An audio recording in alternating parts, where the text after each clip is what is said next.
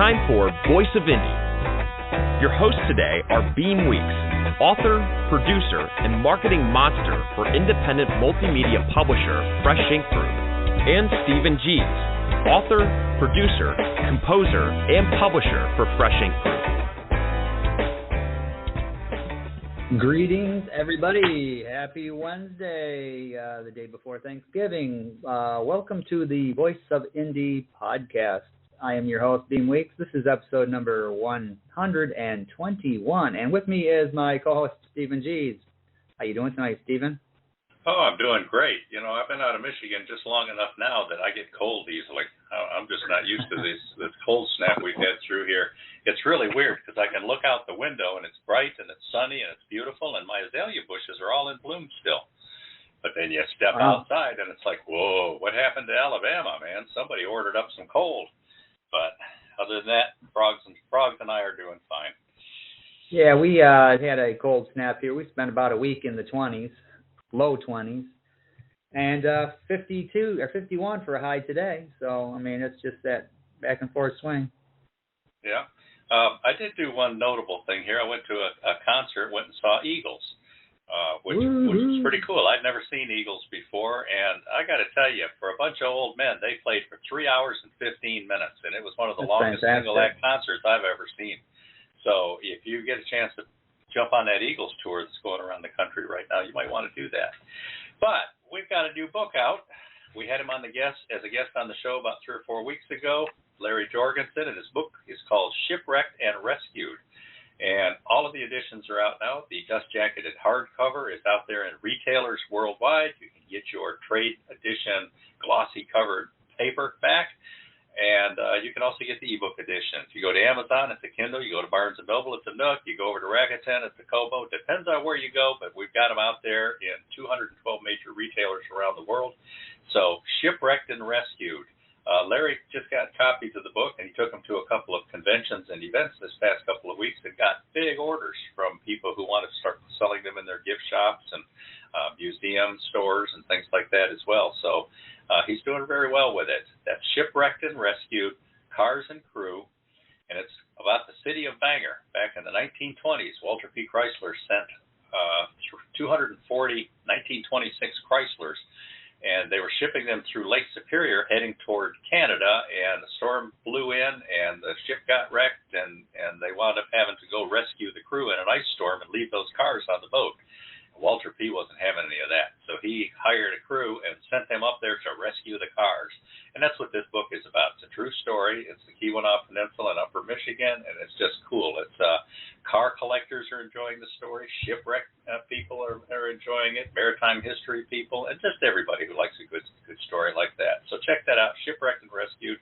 And when you hear us play the commercial today, remember, all of these commercials have videos over on YouTube, and you're going to want to go check out the new Shipwrecked and Rescued book trailer. Yeah, and also released today, How to Teach Driving Behind the Wheel, Lesson by Lesson, Instructor's Edition by Kenneth Lindquist. That was released today, and he's got a Parents Edition that's expected next week. So keep your eyes and ears open for that, and you'll get updates through the newsletter and through Twitter and all that good stuff. But yeah, so keep that in mind. Now, if you want to participate in tonight's show, I see we already have a tweet over here from Verwayne Greenhow. He says, "This is a true story I've tried to write for a year. I grew up in an extremely abusive home, and this tells how I discovered the hate I felt from my mom. Might have been my fault too.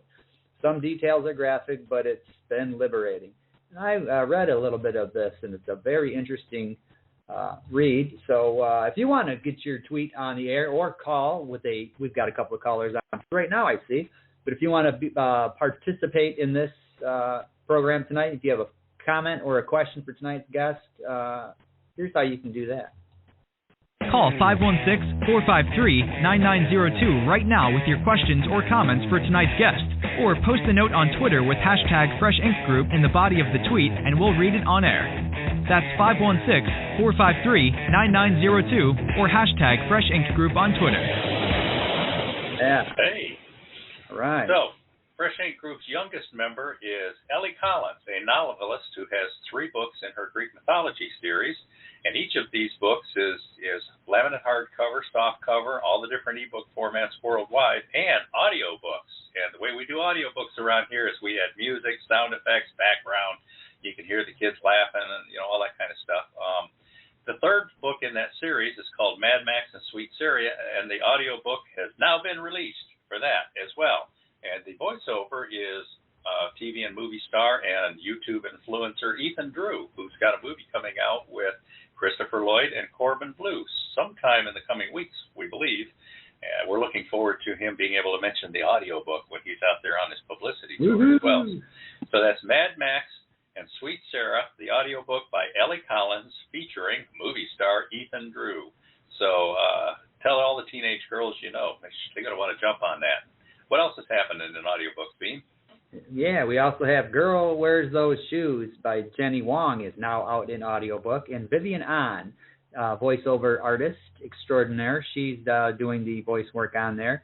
That's been out for a little while now, so get over to Amazon. I grabbed a copy of it, actually, because, I wanted this on my Kindle as well. So, go over there and grab a copy. And listeners, if you want to know what's going on with all things Fresh Ink Group, with the coming releases and some of our new authors, we got a whole new stable coming in, just a bunch of fantastic writers. You can do so by subscribing to our newsletter every week. And here's how you can go about doing that. This has everything in it, so including stuff on this show. So here's how you can get your copy of our newsletter in your email box every Wednesday morning. Stay on top of these podcasts and all things Fresh Ink Group with our weekly digital newsletter. New releases, videos, stories, excerpts, interviews, and more. Sign up now on the homepage of freshinkgroup.com and be the one who knows what's what. What? Yeah. Now, let's have a look at the top 5 print bestsellers from Fresh Ink Group that's been happening this past week. And those of you who listened last week heard us announce that Mark Herndon, 26 years as the drummer for the supergroup Alabama, is being inducted into the South Carolina Music Hall of Fame in January, and they're giving him a Lifetime Achievement Award. They're going to hold a big ceremony at the House of Blues, or it's at the Hard Rock Cafe. I need to get my facts straight here. I think it's the House of Blues in Myrtle Beach. So anybody happens to be in the Myrtle Beach area in January, you might want to check that out. But we published Mark's memoir called The High Road, about all of his years with the band Alabama and how that kind of fell apart at the end, and they sued him and everything got kind of ugly. And Mark tells the story, and he doesn't varnish it, and he takes responsibility for his part and everything that happened. And it's just a fascinating book. It's full of pictures. It's about him growing up, and it's about what life was like on the road, including a lot of the famous people he played with and met and whatnot. So his book, The High Road, Memories from a Long Trip, has been in the number 1 and number 3 slots for the past week. Every time I look, he's got number 1 and number 3. Number 1 is the softcover edition. Number 3 is the hardcover edition. And then nestled in between the two of those in the number 2 slot, Submariner, 30 Years of Hijinks and Keeping the Fleet Afloat. And that's by retired Naval Commander Jerry Pate. Jerry Pate was a nuclear submarine commander who saw it all, experienced it all, and has the stories to tell. Like he commanded the mission to recover the Space Shuttle Challenger after it blew up in the astronauts' bodies. And he had, he guarded Guantanamo for a while. And I mean, he's 60 stories. There's 60 chapters in this thing, and it's naval yarns, life in a sub, key missions they did. A Russian spy moving in across the street from him, trying to finagle some information. Just a lot of cool stuff. But that's Submariner, 30 Years of Hijinks and Keeping the Fleet Afloat in the number 2 position. Now, the number 4 and 5 positions, 3 books keep jockeying in and out of those slots. One of them, Shipwrecked and Rescued, which we just talked about. And then another one, Figuratively Speaking, Thesaurus of Expressions and Phrases by J. Ash Looney, one of his 2 word books. Yeah, it just popped in there, but it's selling a whole bunch of copies this week. Not sure why. And it's a good book, but it's one of the ones we've had on hand for many years. Yeah. It's just surprised to see an interest. The 2 word books were the first 2 books we ever published by him. We've got 10 or 12 books by him out now. Yeah. But these word books keep popping up, and when we look at the ebook sales, we notice that a lot of them are selling in India. They're trying to learn English idioms and basically how to speak English like an American over there. So they're doing well there. But anyway, then the third book in the series is Sassy Discovers the AME Church. It's a children's chapter book by B.A. Johnson, illustrated by our staff artist, Anit. Beautiful pictures, just wonderful book. And that's jumping in and out of the fourth and fifth slots. Now, last week, both the hardcover and softcover edition were in the top 5. So Barbara's been out there stirring up some interest in it. And we're just putting the finishing touches on the second book in the series, Sassy Discovers Peter Allen's Secret. So we're looking to have that out sometime in about 2 weeks or so, if not a little bit sooner. But that's what's happening in the top 5 right now.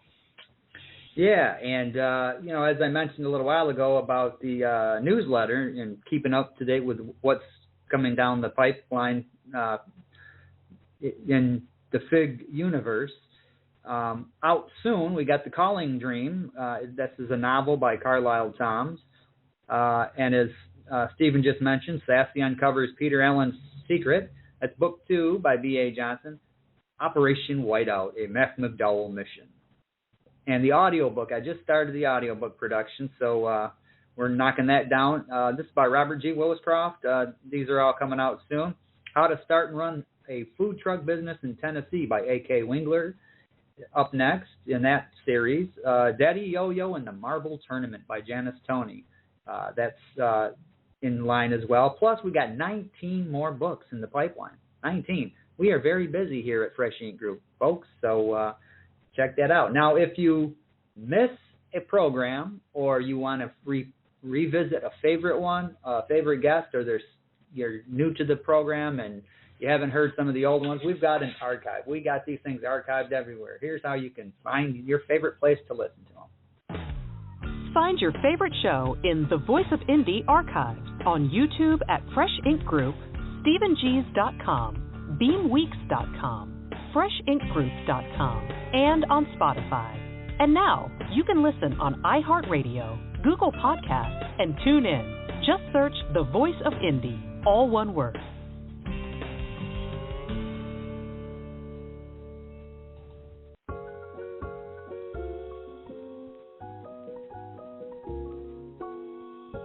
More than 6,000 shipwrecks have been recorded on the Great Lakes, but only one offers a true life adventure, like the 1926 rescue of the city of Bangor off the Keweenaw Peninsula in Upper Michigan. A fierce November storm tossed the ship with a crew of 23 and 240 new Chrysler automobiles onto a Lake Superior reef. For the first time, Shipwrecked and Rescued, Cars and Crew tells the near-tragic story of the deep snow and near-zero temperatures. Journalist and historian Larry Jorgensen's detailed research and collection of historical photos chronicles what happened, introduces the key players, and finally reveals the fate of those collectors' prizes in the century since.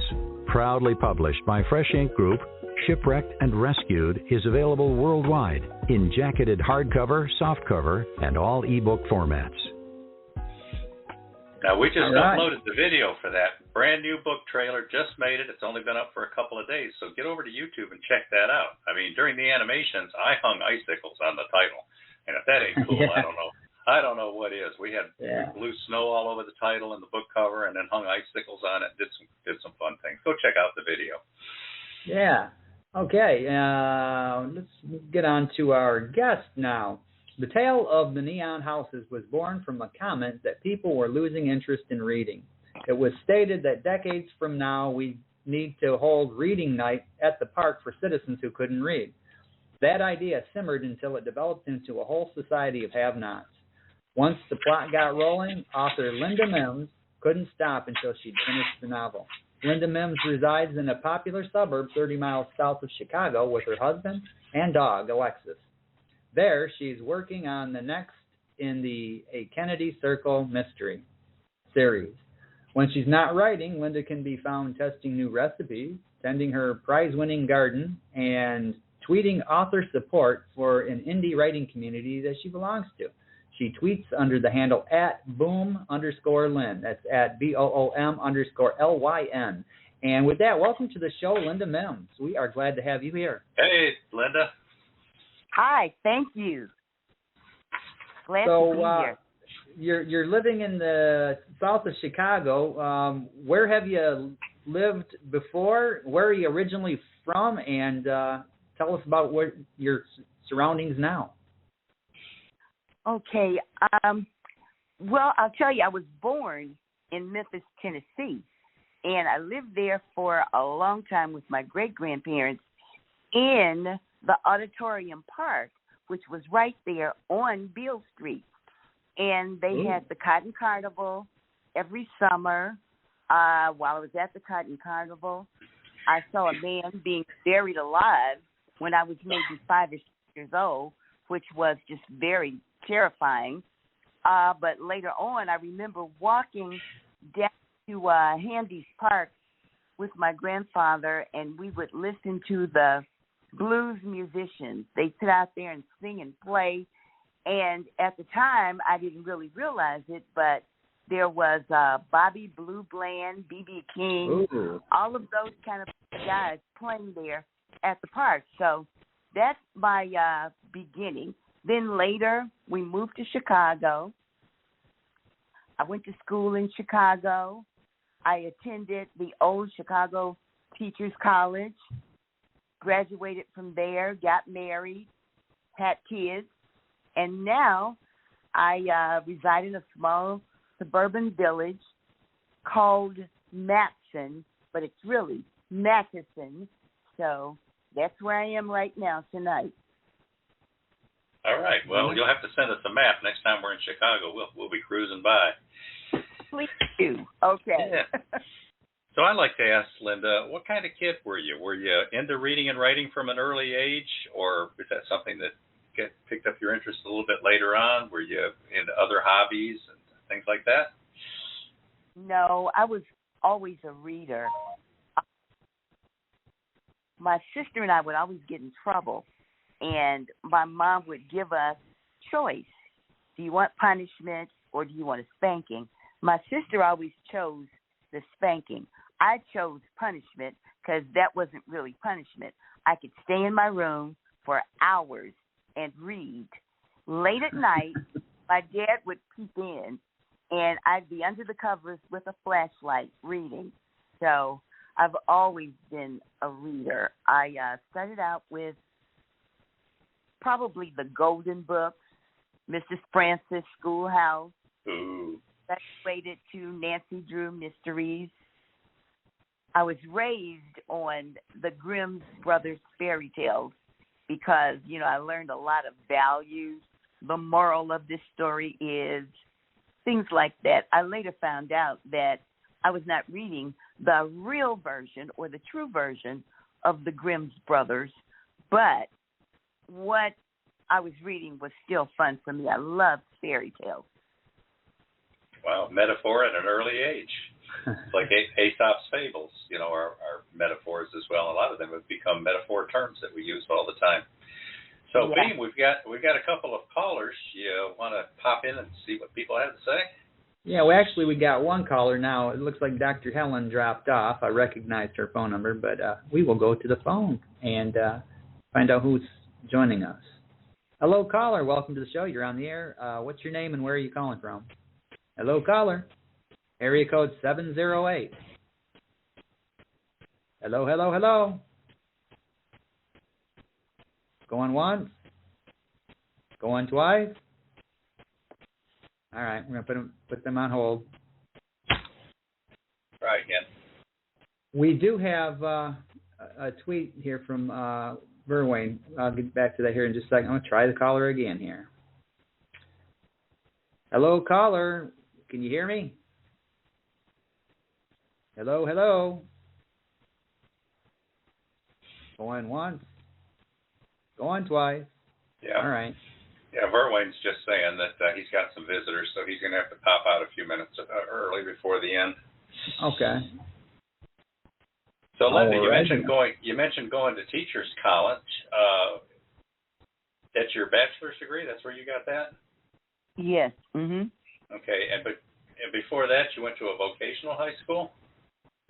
Yeah, I started out at Dunbar Vocational High School in Chicago, and that was a school that, while it was a 4-year high school, the last 2 years were with a concentration on an area that we would later graduate and go into jobs with. And I'll tell you, it was so funny because I was chosen to be a part of the Chicago change and to work in the trades, and I didn't know what that meant. It sounded like something that I didn't want to do, and every day I kicked myself for not doing that because to think of all the money I could have made. But anyway, I graduated from there with a major in accounting, and I went to college, Chicago Teachers College, and I thought, well, I'll teach accounting. And while I was taking accounting, I was interested in the reading, the literature, and I was making A's and B's without even trying in English. But I was struggling in the accounting, and as it went on and on, statistics and all of that stuff was starting to get so hard. But on the other hand, what was keeping me going and what was keeping my grade point average up was the psychology, the sociology, and the English. And I thought, you know what, I need to major. I need to look at this English. And so I changed over English major and an accounting minor. And so that was my experience leaving Dunbar High School, going into the teaching college, and becoming an English major. Wow. I like to tell the story. Some of the best advice I ever got was I was doing a bachelor's in psychology at Michigan, but I was also taking as many English classes as I could handle because you're there, you might as well.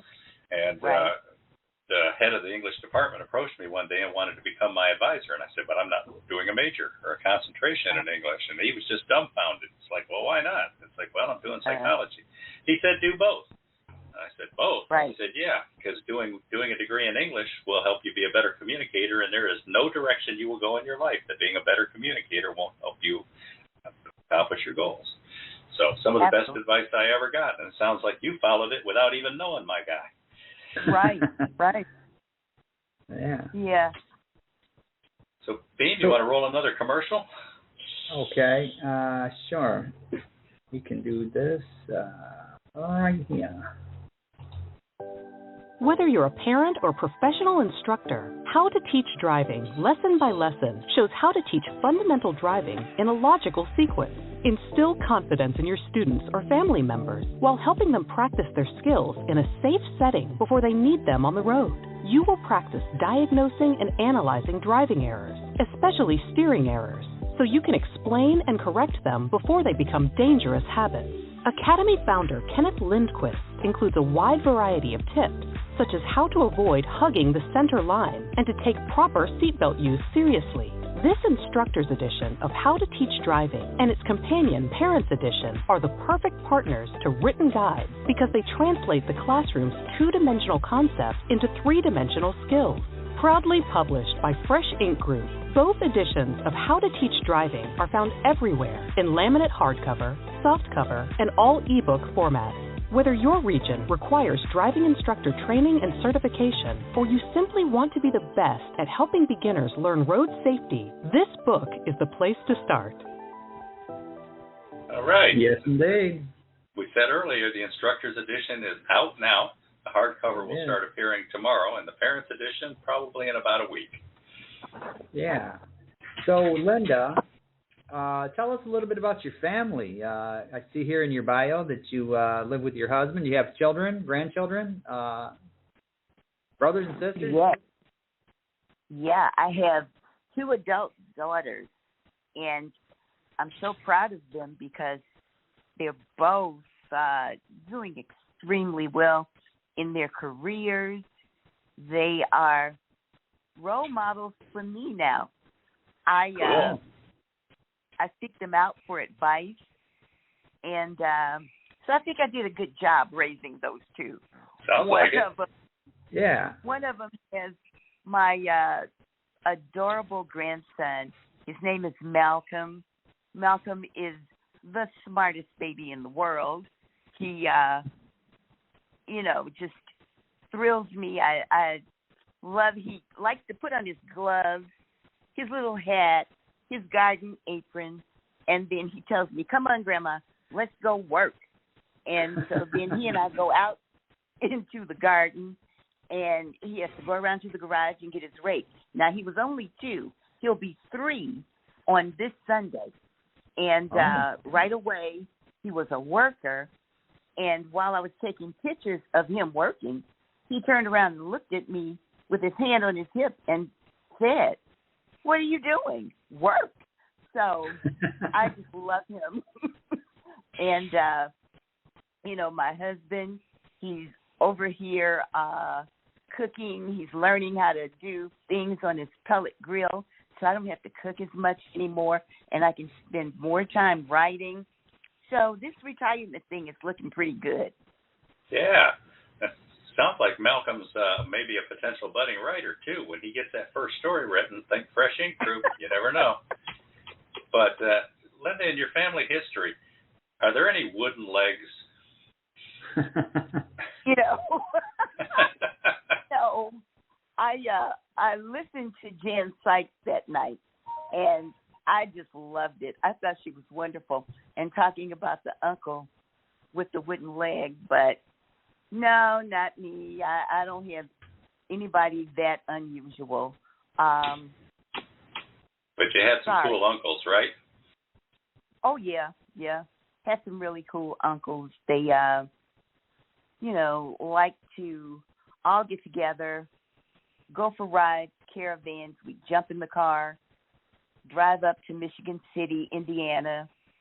They would party with other relatives up there. They'd go to the beach. And us kids, we just kind of hang around the house because, when the adults partied, they would always have just a little bit of booze. And so we'd go around sampling the glasses and just kind of trying to see that we liked this stuff. And we couldn't understand why they liked it because it just tastes terrible. But these were the aunts and uncles. So we just had a really good time growing up and just, being together, family togetherness. You miss that nowadays. They don't do that like they used to.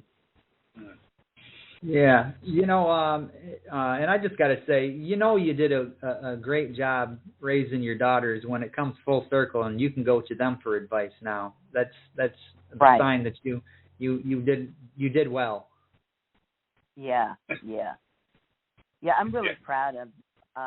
One is a teacher. One is in business. I really admire her because she's a no-nonsense, take-no-stuff kind of girl. So if she's at a job, she's an economics major, and she went to the University of Illinois in Champaign, and she said when she walked in, she was the only girl and the only black. And they looked at her and wanted to know, are you in the right place? What are you doing here?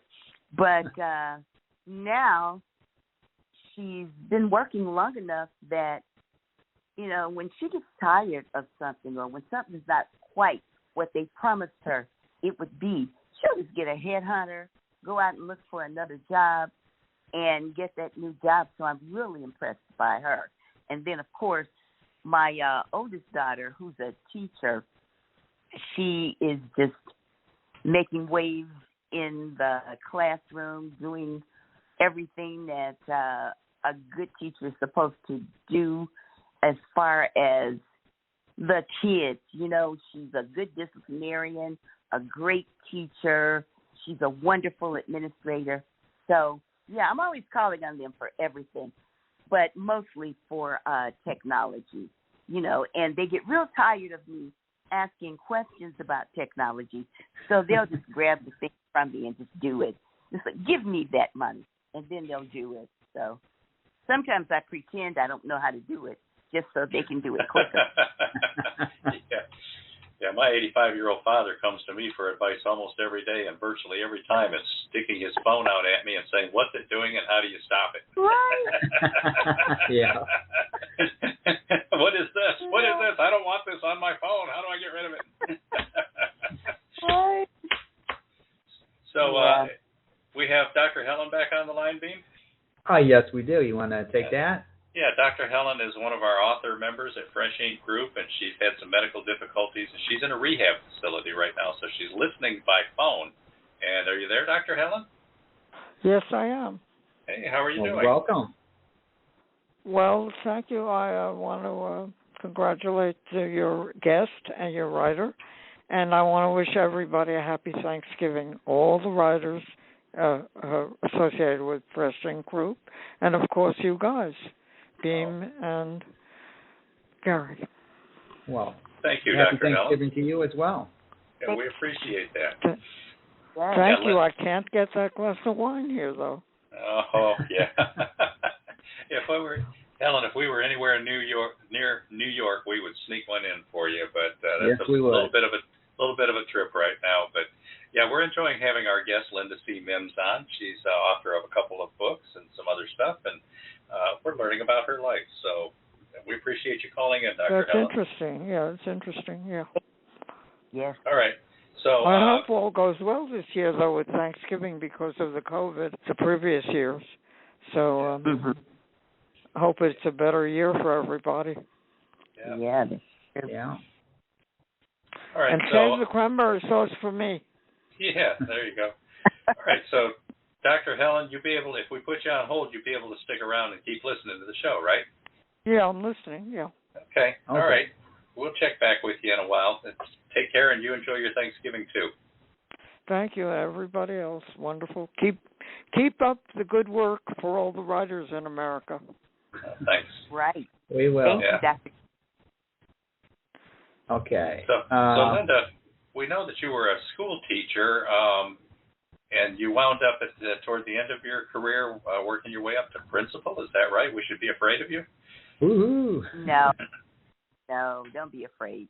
Principals, they get a bad rep. They're not that bad.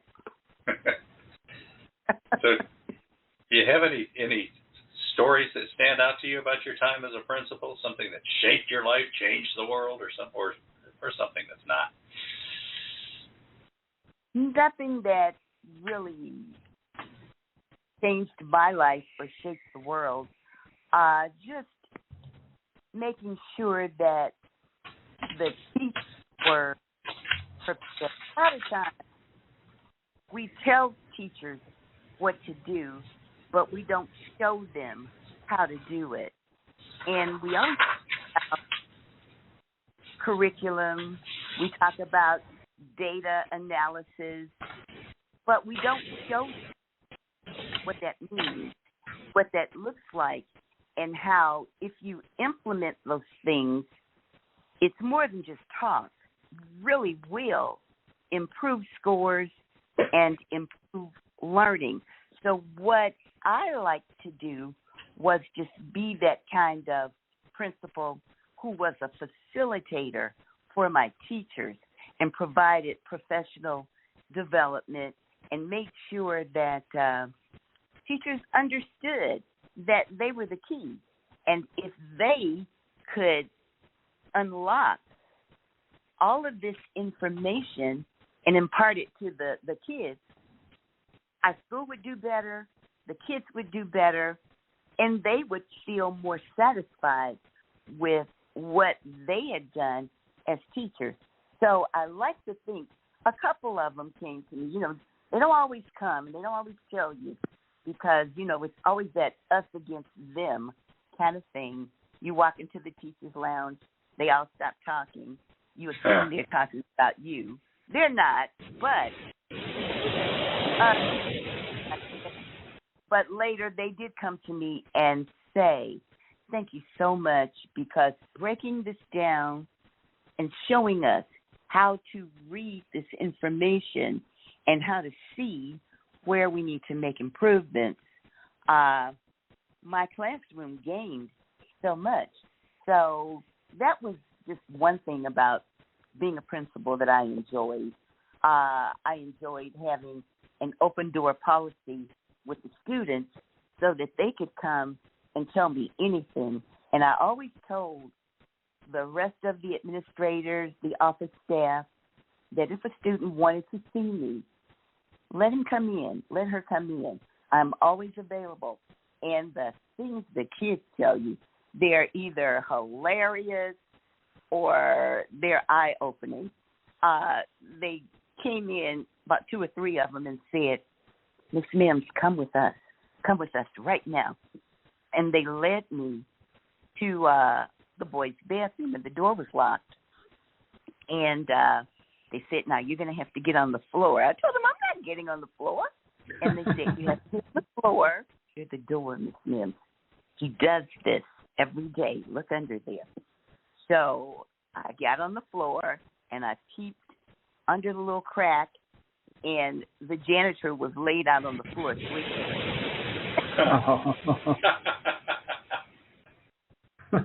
And they wanted me to see that for myself, that he goes to sleep in here for about 2 hours, Miss Mims.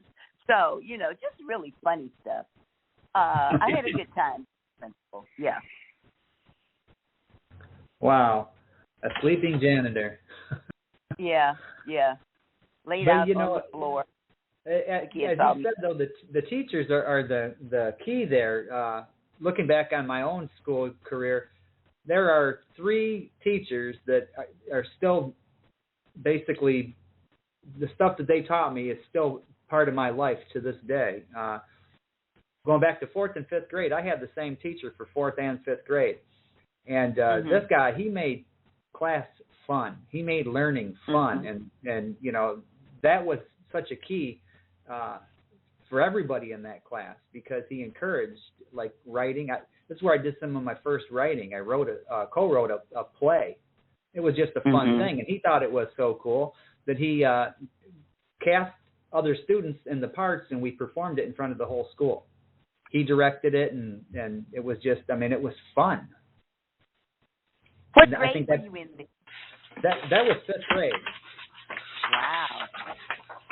And this teacher, he facilitated the whole thing for us, to where he got all the other classes to come in and watch this performance.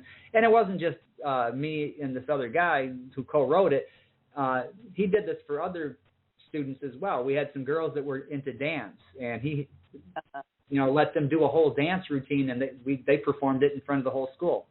And it was, just that kind of class, that kind of teacher. And he sticks with me. I'm sure he's probably gone by now, because this was 40-odd, almost 50 years ago, and he was probably in his 60s back then. So I'm pretty sure he's gone now. But he remains with me. Right. Yeah. I don't. You heard of the actress and the singer Jennifer Hudson? Oh, yeah. Yes, of course. Okay. Jennifer Hudson was one of my students. And really? Yeah. She was in my English class for a year, but she was with me a lot more than that, because I was the drama coach, and I also sponsored the school talent shows. And this is when I was a kid. And Jennifer Hudson would always win the talent shows. And the students would come to me and say, Miss Mims, does she have to be in the show? So I went to Jennifer, told her, Jennifer, now you've won 2 talent shows. I'm going to have you be in the show, but you'll be the special guest. You can no longer compete. But Jennifer was so cute, because right after she'd win, and the prize was maybe $25, sometimes $50, and Jennifer would hunt me down for that $50. Where's my $50? So now as I watch her, I laugh and I think about that and think, my goodness, this girl probably spends $50 every 50 minutes. But, yeah, she was one of my girls. And a lot of them come back and say that they really appreciated the time with the yearbook, the newspaper, the drama club. One lady, I didn't have her. She didn't go to our school, but her husband did. And I went to one of the reunions, and he told his wife, she really kept me in line when I was in school. And the wife said, can you come home with us? So, yeah. Now, so it was an experience. Was Jennifer Hudson's brother Jason the one who became a murder victim? Was he a student there with you too? No, that wasn't her brother. That was her nephew. That was her sister's son. And he was allegedly killed by her sister's boyfriend. But no, that wasn't her brother. Okay, that contradicts the articles that I'm looking at here. Yeah. What about hobbies and things that you do other than writing and spending time with your family? You get to do some outdoor stuff? Yeah. I like to work in my garden. I have gardens all around the house. Started out with nothing. It was just a lot with only dirt. But over the years, we filled it in. My husband did the lawn, and my father-in-law came with, because he had been a landscaper. We planted flowers, perennials all around, but then I had to have a couple of huge annual gardens. One year, I won my village's, I can't remember what they call it, but it was the Beautification Award. And so I won that one year. But then after that, all the other neighbors started getting these landscaping services and people to keep their yards up and to do their planting and weeding. So after that, they just always outperformed me, and I never won it again. But, we still did a good job on our own. We just never wanted to do ours. We always wanted to do it ourselves. So that's my outdoor hobby. Is young Malcolm showing an interest in gardening with you? Absolutely, absolutely. I bought him one of these garden beds. It's a box, and it sits up on legs. And I bought that for him. It has a chalkboard on one side, and then I put dirt in it. I put some seeds in it. And he looked at that like, what is this? And walked past that and went on over to the real garden. And so he likes the real garden, the real work. He doesn't want to be bothered with any baby stuff. Okay, we do have a caller. You guys want to take another phone call? Go. All right. This is going to be area code 256. Hello, caller. You are on the show. Welcome to the Voice of Indy. What's your name and where are you calling from? Hi, guys. This is Barbara Johnson calling Hi, from Barbara. Huntsville. Hi, Barbara. All right. Hi. How are you doing? Doing well. I'm good. Yeah. Okay. Miss Mims, it's so good to have you on tonight. I'm a former educator and administrator as well, and a new author with Fresh Ink Group. I wanted to kind of ask you some of your processes when you start writing. What time of day do you write? And if you have any particular things that you're writing on, and just where do you go after you start writing? Do you use a laptop or do you do longhand? Oh, wow. Those are great questions. I get up in the morning with the intent to write. I go downstairs to get my coffee, but I have to tiptoe because if my husband sees me, he's going to waylay me with the latest news that he just heard on the TV. But as soon as I get through with the coffee and chatting with my husband, then I go up, I will write for a couple of hours. Now, writing can be anything. It can be journaling. I am just lately working with a freelance coach, so it can be brainstorming ideas and pitching ideas for nonfiction, but actually for journalistic kind of writing. So I do that for 2 hours, and I turn off the phone. I use an iPhone, but they have something on here called Focus. So I turn that off so that nobody can call me, and I just focus totally on writing. Now, I use my laptop. I will do notes on longhand, and I have a journal, a book that I put my notes in because I used to just do notes all over the place and on Post-its, but now I try to keep them in a journal so that they're all together. What I find is that I used to not tell people that I wrote. I don't know, for some reason I felt like that seems so frivolous. I should be doing something important.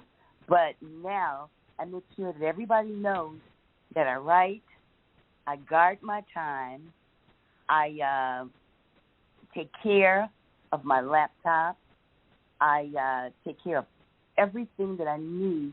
This is important to me. This is my equipment, and I value it, and I value my time. So that is what I use for writing. Then after the 2 hours, I'll have lunch. I'll chit-chat some more with my husband, but then he knows that from 1 until 5:30, when I watch World News with David Muir, that he cannot talk to me. So that's my process. So do you use an outline for your story? Yeah. I'm not a pantser. I'm an outliner. Yay! Are you trying to tell me something, Gary? I've already told it to you. What about you, Barbara? You're a pantser? Am I what? Do you just write, you don't outline? Do you outline? No, I don't outline. I don't. I think sequentially. So when I have an idea, I just start writing, and I use a laptop.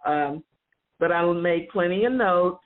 When I think of something, if it's late at night, I use the recorder on my phone, and I just record my ideas on my phone at that point and play them back at a later time. So Gary's been trying to convince me to do outlining. It hadn't worked just yet, so we're working towards that as a goal. And by outlining, it's just a general outline. It's not one of those structured, rigid outlines. It's just general. And then within the outline, fill in all of the other stuff that allows me to fly by the seat of my pants, but not go too far. How about Gary, was that what you were considering, or were you considering? I think he was considering that rigid kind of thing. No, that's not a fair statement at all. You got to buy G's Writer How To Outlining, and I explain everything about different ways to approach the process, why you don't want the rigid outline, why you don't want it too loose of an outline. It's a roadmap that tells you all the important things you have to hit in the order you need to hit them, and then you can have fun, like Linda says, right by the seat of your pants while you're actually in each of the scenes and chapters. Right. But at any rate, so no, I'm not a rigid outliner. Yeah, my I just outlines said you are lead just a bare into bone. to that. One last question. While you were teaching, were you writing then, or did you just stick to doing your day job? I started out writing while I was teaching, and I submitted some stories, and they were rejected.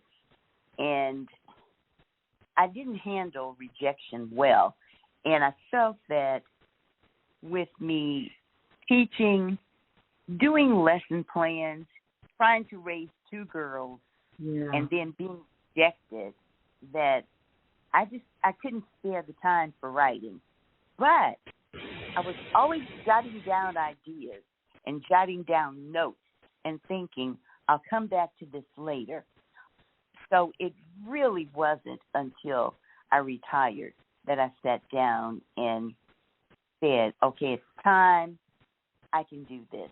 So no, I didn't write a lot in the middle of my teaching. I think it was in the beginning when I was still very idealistic, thought that, I was going to be this great writer. People were going to snatch me up. I'd be like Toni Morrison or Terry McMillan or somebody, and it didn't happen. Well, I'll just say it hasn't happened yet. But yeah. It could have right there. Don't listen to me. You keep on doing it, because just because it didn't work for me, mean it won't work for you. I think there's opportunity for everyone to be the success as they measure it. Right. Yeah.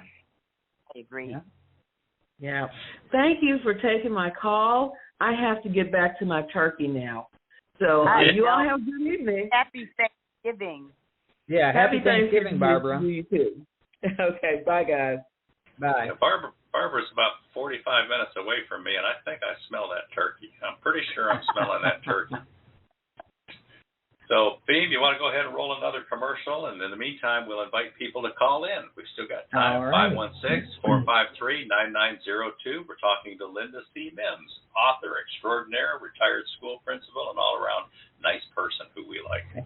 And former teacher to Jennifer Hudson. Yeah. Okay. Aspiring young Chinese immigrant, Gigi O, survives by working as a stripper. But she strives for true success in the U.S. real estate industry. Navigating this highly competitive business is tough, especially when her only support comes from the deeply flawed man she loves and her old cohorts from the strip club. Issues of betrayal and trust, loyalty and commitment complicate her goals, even as one lesbian friend adds new dimensions to her understanding of love versus desire. Then the market crashes and financial turmoil threatens to rob Gigi O of all she has achieved. Can she find new ways to chase her dreams and still manage to keep her clothes on? Or might she find a better reason to take them off? Girl Wears Those Shoes is a tale of love and power. The story of one woman who wants to make the world her own, if only she can figure out how. Proudly published by Fresh Ink Group, Girl Wears Those Shoes is available in hardcover, softcover, all digital formats, and now audiobook with music and sound effects. Girl Wears Those Shoes.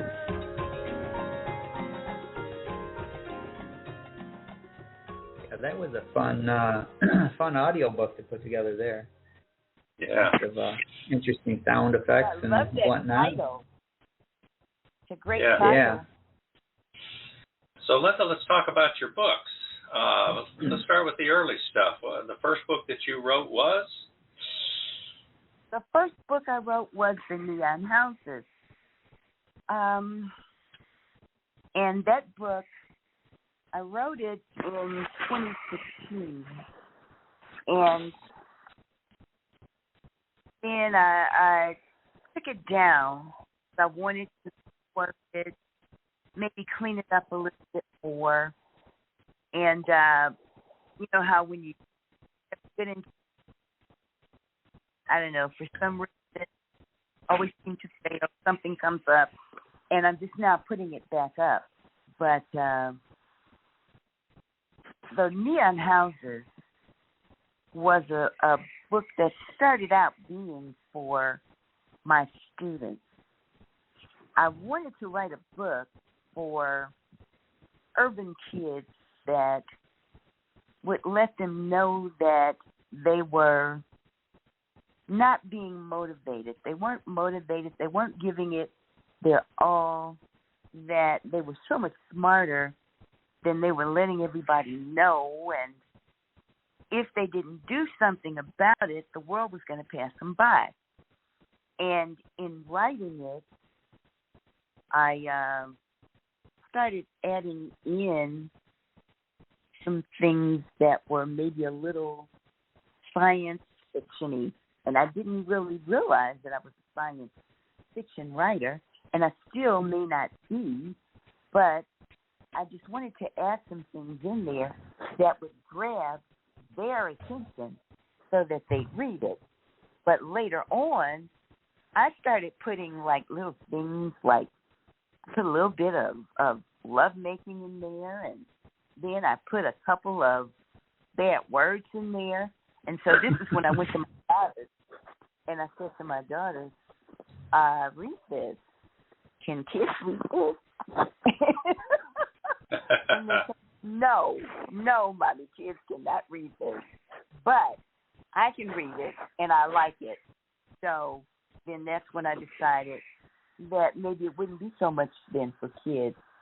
It would be for everybody to just see how the world is headed in a direction that if we don't do something and if we don't try to stop it or come together, that all the things that come to pass in the neon houses could really happen. And so that was just the reason for the book. But in the book, you have to have a story. And so the story is about the who are born. There's a storm. A storm comes up. And I don't want to give too much away. A lot of people have already read this, so this is an older book. But for those who haven't, a storm comes up and causes some of the houses to glow neon. And inside those houses, the people who live there become these neon people who are human beings, but they have some kind of power that in book one we don't know, we don't understand. We gain more understanding in the next book that I'm going to write whenever I finish it, which will be soon because I don't want to lose momentum now. But the neon people are pitted against people who have walked around the world, or entities who've walked around in the world forever, and these people are called chaos. And finally now we have something or somebody to do battle with chaos, because we may think that all the evil that happens is coincidental, but this stuff is being manufactured by these people who are chaos.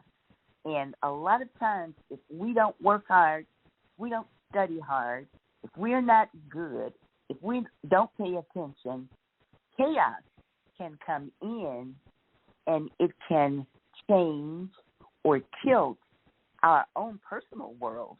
So I wanted this book to kind of just speak to what happens when you are not alert, aware, and this kind of happens. So that was the whole premise of the book. But now, after all that is said and done, it's still a good story about a young woman who finds herself with these neon powers that she doesn't want. Her mother has had them. She's watched this and decided she wants a normal life, a real life, and she's not going to be bothered with this neon foolishness. But then one of her students, she's a teacher. You know, I couldn't vary too far from that.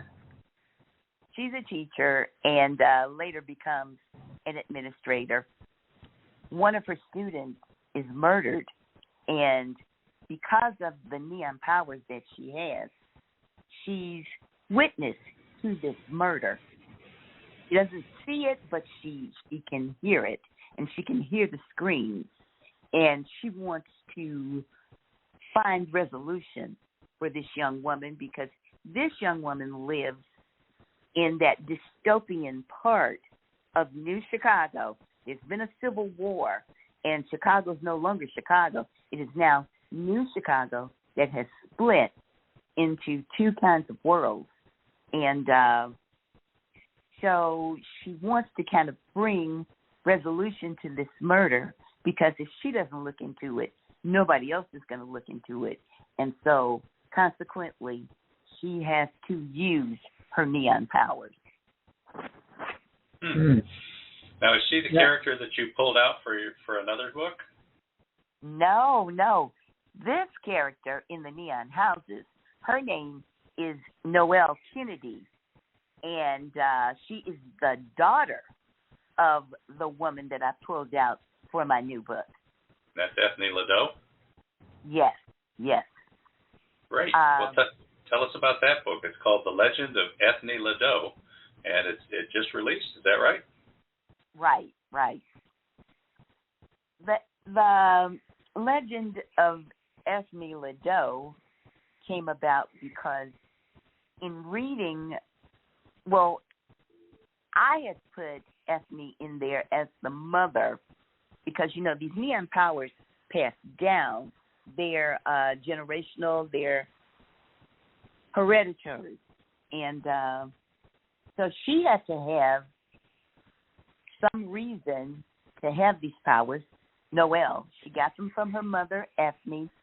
And in writing about Ethne, Ethne was a legend back in the day, which was around 2040.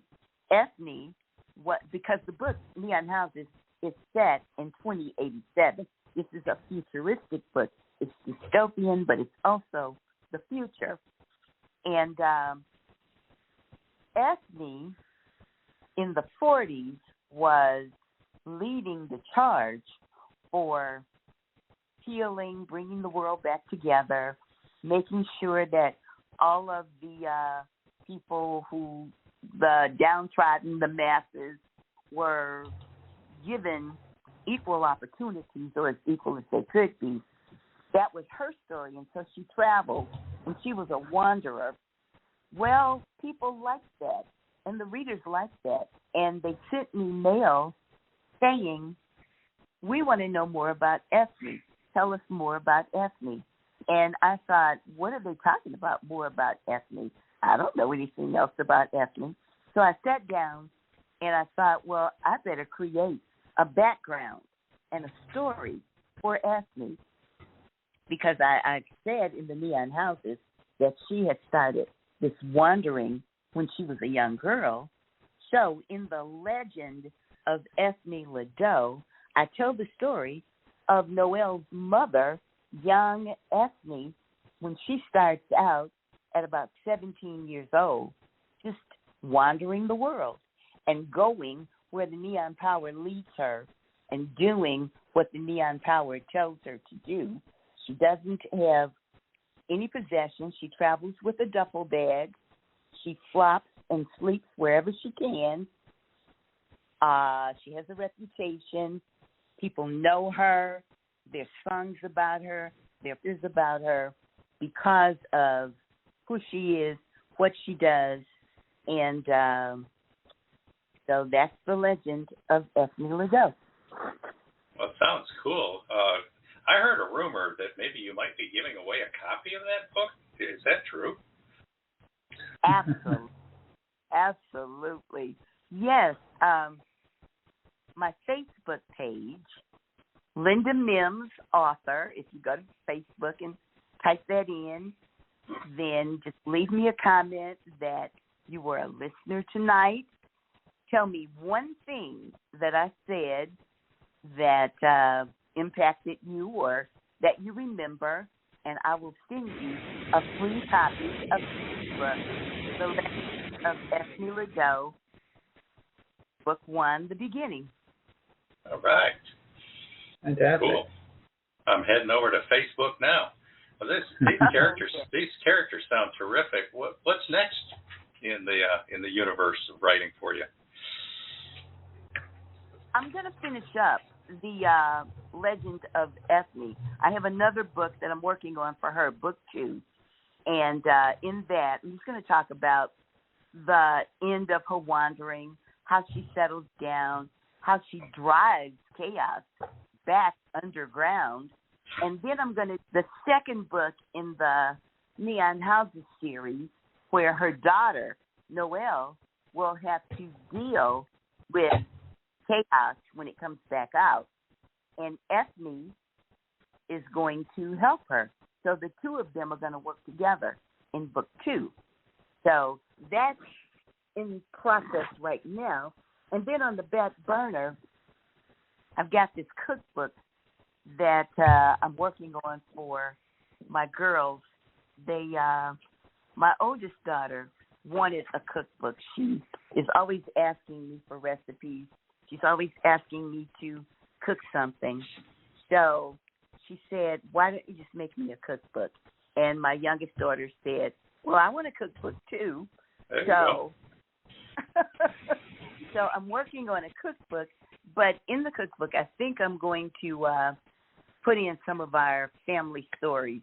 I'm going to put in things like, my great-grandmother sending cakes to me. I would write her letters and tell her how it was my birthday or my mom's birthday, and she'd throw a cake in a cardboard box and send it from Memphis to Chicago.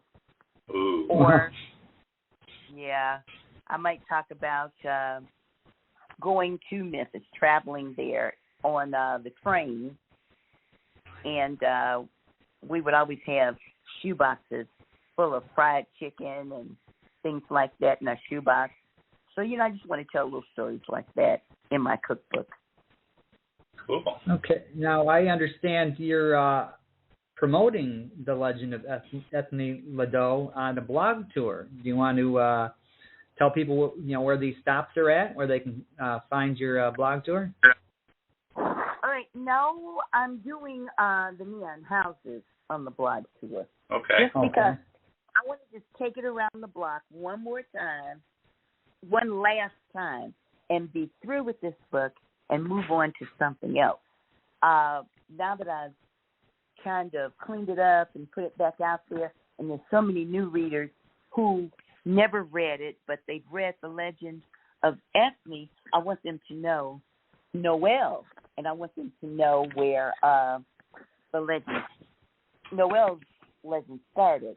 So I'm doing the Neon Houses, and so far I'm on day 3. Today it's Linnea Tanner's blog. Okay. And then we're going to go on a break for Thanksgiving, but then I'll pick back up, I believe, on November 27th, I believe, and that's going to be with Shirley Slaughter, Yvette Caliero's going to do me on the 28th, Pat Garcia on the 29th, and then Patty Perry is going to do me on the 30th. So, doing a block tour, it's a lot of fun. This whole thing is fun. It's fun being with you guys, and it all works so well. That's the way the fates work sometimes. Now, you have a blog of your own that people can find too, right? Right. And do you have information about the blog tour there if they wanted to find where these other stops are? I believe I do. My blog is at lindamims.com. The name of it is The Long Short Stories of Life. But if they just type in http://lindamims.com, they'll be able to go to the blog and get the information, yes. Okay, so that's lindamims.com. They don't even need to type all that HTTP stuff anymore. Just lindamims.com, and you should get a lot of new information. Now, the Neon Houses, you you've got a new cover on that. It's not the cover that I was used to seeing back when you first released it. Is there a story behind the new cover? Yeah, the story behind the new cover is Four Wheels Publishing. They also did the cover for The Legend of Ethne Ledoux. They did the Ethne cover first, and I liked it so much that when I decided to do the Neon Houses over again, I thought I wanted to look a lot like this Ethne Ledoux cover. When I run the two side by side, I want people to know that maybe this is the same author. So, Four Wheels Publishing did both of my covers. Great. So what kind of fan reaction have you had so far? You heard from anybody? Got any feedback? Met any of your fans? Anything? Any kind of a story to tell there? Well, my teachers, I have a group of teachers who read for me, and they like the fact, they say that I have made some real-world connections. They say that my stories, even though they're set in the future, relate to the world today, that they can see a lot of things going on in these stories that, you know, if people would pay attention to, and if they would maybe change their ways as far as politics, socioeconomics, taking responsibility, they just say that it's a book that they can relate to. And, you know, now I feel so bad that I put those things in there. Like I told you, I put a little sex in there and a couple of bad words. Now I'm thinking I shouldn't have done that because then they could have used it in schools. So I might have to do something very much like this, but clean it up, make a clean version so that teachers can use it. Also, a lady told me that my story reminded her so much of Octavia Butler's writing. And I remember years ago reading Octavia Butler, a science fiction writer. And at the time I had no desire to write science fiction, and really still don't. It just happened that way. But I remember reading her Parable of the Sower. I read her Wild Seed. And so to have said that my book reminds them of Octavia Butler is just the ultimate. It's the ultimate compliment. And, I mean, this person's probably crazy, but it still did a lot for me and for my ego. Yeah, that's some high praise. Yeah, and I'm sure Octavia Butler hears from people saying, man, you know, you write a lot like that Linda Mims. Linda C. Mims, you familiar with her stuff? Wow, she's something else. Right. Yeah. Now, yeah, Linda, right. Being a writer and a former teacher, I shouldn't say former, a retired teacher, because once you're a teacher, you never stop teaching. Always. Do you have any advice to the younger up-and-coming authors? Okay, I would say, you know, we always worry about, are we smart enough? Are we good enough? And so I say, write. Just write.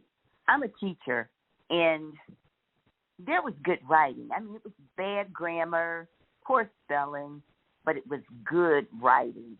So I say, go on and write. Don't worry about it, and tell your story. You can always go back, make corrections, read books, learn how to do it better. But right now, in the beginning, don't worry about all that other stuff. Just tell the story.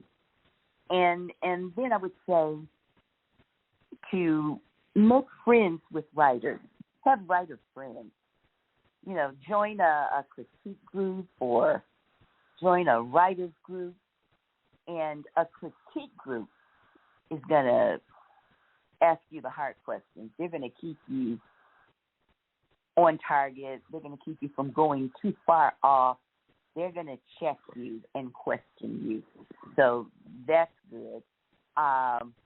Your writer's group, your writer's friends, they're going to help you stay motivated. because you're going to get those writing blocks, think of anything. But if you know that you've got to meet with them next week, you're going to come up with something. And they'll hold you accountable. So those are just the things that I can think of that I would say to young writers. Well, good advice. And write. Yeah, just write. It's and I liked how you mentioned earlier about you didn't intend to write science fiction; it just happened. I like it when stories just happen because those are the ones that need to be told. Those are the ones that won't let you rest until you start telling them.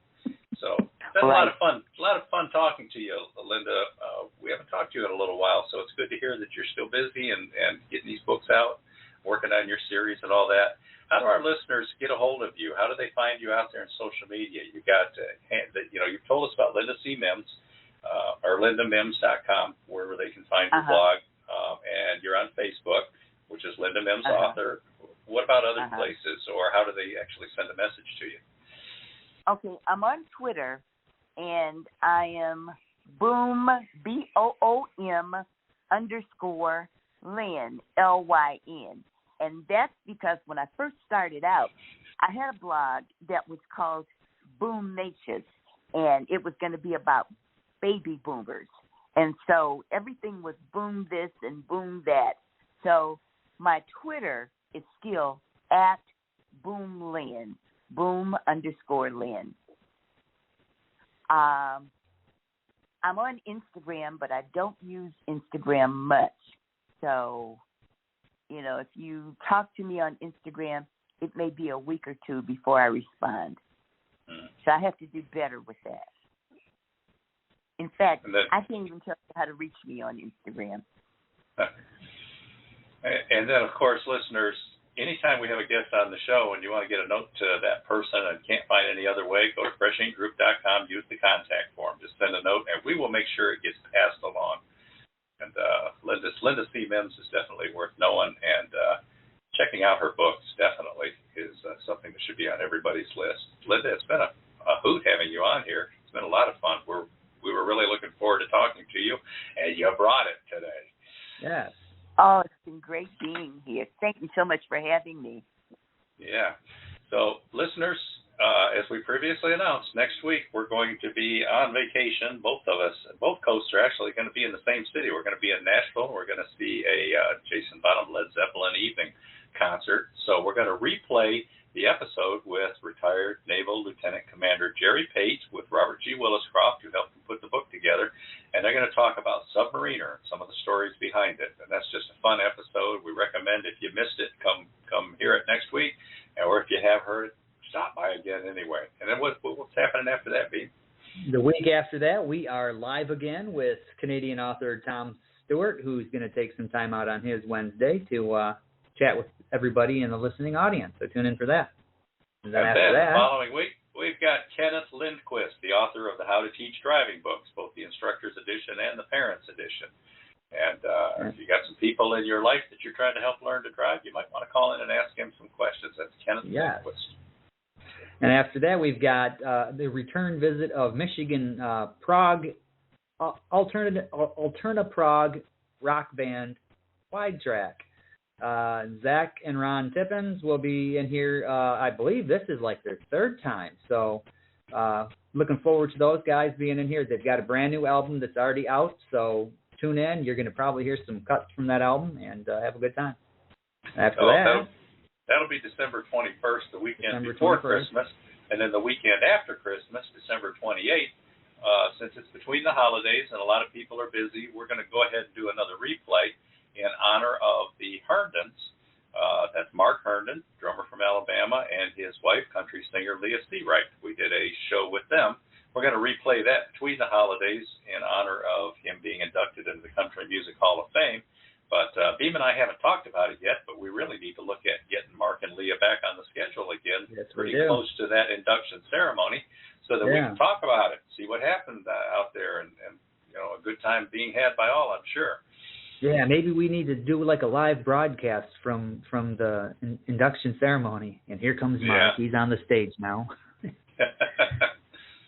We do have more shows coming up in the new year. I've already got a couple lined up, and I'm busy, hard at work getting guests in here. We're going to try to make this new coming year even better than the previous two on this show. So stay tuned. Yeah. All right. So from all of us, for those of you who celebrate Thanksgiving tomorrow, enjoy your holiday. Have a good tomorrow, even if you don't celebrate Thanksgiving. And Linda, it was a total pleasure having you on. We appreciate you stopping by. Thank you for stopping by, Linda. Okay, well, thank you for having me. I enjoyed it. All right. So, Beem, you want to play Ellie's commercial on the way out? Sure thing. All right. We'll see everybody next time. All right. Happy Thanksgiving, everybody. Hi, young adults. I'm author Ellie Collins. Check out my first 3 novels from my mythology series where Greek goddesses help us teens resolve problems from bullying to relationships. Now in print, digital, or audiobooks with music and sound effects. Book 1 is Daisy Bold and Beautiful. After a moment or two of silence, laughter filled the room, and students quickly began comparing notes on who had read the directions and who had fallen for the trick. DJ shared a smile with Hudson, as they both belonged to the Figured It Out group. Book 2 is Miley in the Mirror. Sam shot a cocky grin in Miley's direction.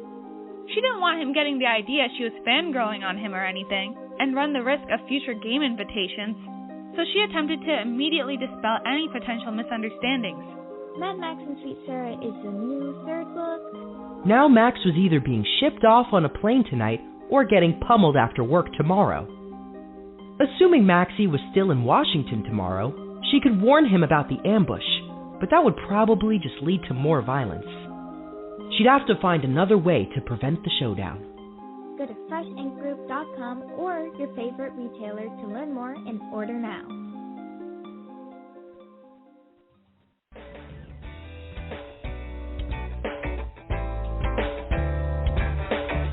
You've been a part of Voice of Indie, a production of Fresh Ink Group. Spread the word, support our guests, then find us at freshinkgroup.com and be sure to hashtag Fresh Ink Group.